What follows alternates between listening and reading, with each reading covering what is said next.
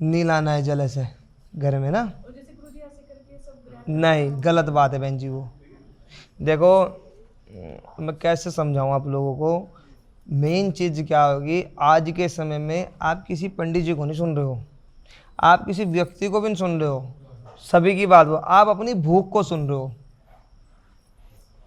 समझ रहे हो? आप प्रवचन नहीं सुन रहे हो किसी के, प्रवचन तो कठोर होते हैं, वो सुनेगा नहीं कोई। आप और हम लोग अपनी भूख को सुन रहे हैं। भूख समझते हो? जिस चीज़ की मुझे इच्छा है, सामने वाला यदि वो बोल रहा है तो बहुत अच्छा प्रवचन कर रहा है, वो आप भूख सुन रहे हो, प्रवचन नहीं सुन रहे हो। प्रवचन पे तो आप फॉलो ही नहीं कर पाओगे, प्रवचन तो बहुत कठोर चीज़ है।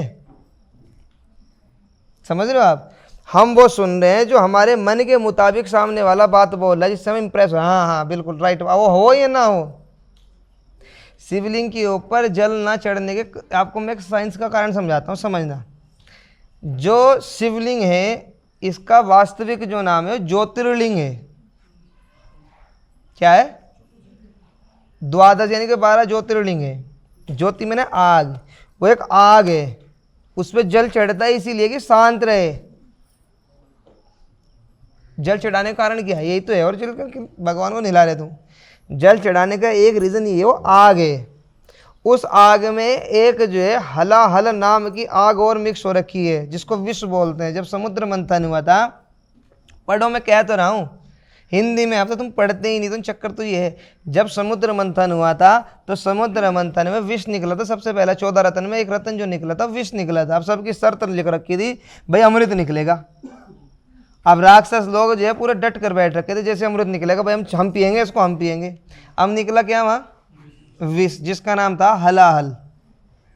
ठीक है? अब विष इतना घातक था, यदि इसकी एक बूंद भूमंडल पर गिर जाए या ब्रह्मांड में गिरे तो पूरे ब्रह्मांड का विनाश है। इतनी आग थी उसके अंदर। समझ आ रहा है ना?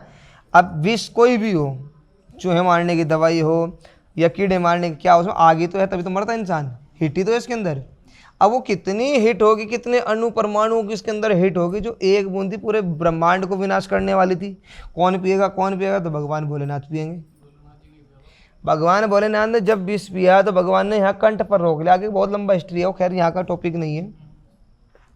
जब यहाँ रोका तो भगवान को उस विष से पूरे शरीर के अंदर हिट बहुत ज़्यादा हो गई और भगवान को मूर्छा आने लगी, मैंने बेहोशी आने लगी। तो भगवान का उस समय जलाभिषेक किया गया था, ठंडे पानी से जलाभिषेक किया गया था कि ये शांत हो जाए। अब समझो, ये कोई एक चीज़ है, माफ़ करें भगवान भोलेनाथ, में चीज़ से भगवान भोलेनाथ की वो नहीं कर रहा हूँ, ये कोई चीज़ है, इस पर कोई भी विषैली चीज़ लगी हुई है, जहरीली चीज़ लगी हुई है। अब इसको हम धुल रहे हैं और धुल कर ये जल निकल रहा है, इसको कोई पिएगा मरेगा और जिंदा रहेगा।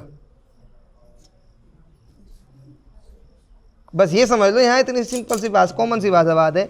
इस पर कोई गलत गंदी चीज़ लग रखी है, कुछ भी लगा हुआ है, इसके ऊपर आपने जो है पानी चढ़ाया, पानी डाला, जल भी छोड़ दो, और वो इससे रिस्क नहीं चाह रहा, आपने इसको लिया, इसको पी लिया है घर में, तो क्या होगा उससे? बस वही चीज़ है, वो आग है, वो ज्योतिर्लिंग। ज्योतिर्लिंग है। मैंने कहा ना, समझो, घर में शिवलिंग रखते ही नहीं बहन जी।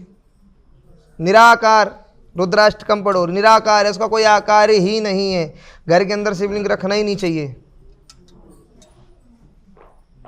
तो मैंने कहा ना, आजकल हम लोग सोशल नेटवर्क को फॉलो कर रहे हैं। सोशल नेटवर्क आप लोगों के गुरु हैं, आपकी नहीं, हम सब की। समझे हो ना? यही सबसे बड़ा नुकसान का कारण है। तो शिवलिंग पर चढ़ाया हुआ जल इसलिए हम लांघते भी नहीं। रीजन, ये रीज़न है, हमें यहाँ से विषैले तत्व न लग जाएं। सच्चाई तो ये है। अब किसी को बोलो विषैले तत्व लगे, अरे हाँ कुछ नहीं लगता। तो इसलिए एक इसमें कथा और आती है, देवी भागवत में वर्णवती पार्वती को प्रसन्न करने के लिए भगवान ने कुछ स्थान को श्राप दे रखा है कि जो भी व्यक्ति इस स्थान को लांघेगा या इस स्थान पर पैर रखेगा वो दोष का भागी बनेगा और हमेशा के लिए स्त्री बन जाएगा। एक रीज़न ये भी है कि सब बांधते नहीं, वो माता पार्वती का क्षेत्र है। तो ना तो जल चढ़ा हुआ पीना, आचमन करना है उसका, और ना उस जल से घर में छिड़काव करना है। अंधकार हो जाएगा, पागल हो जाओगे, विनाश हो जाएगा घर का। समझो आप लोग।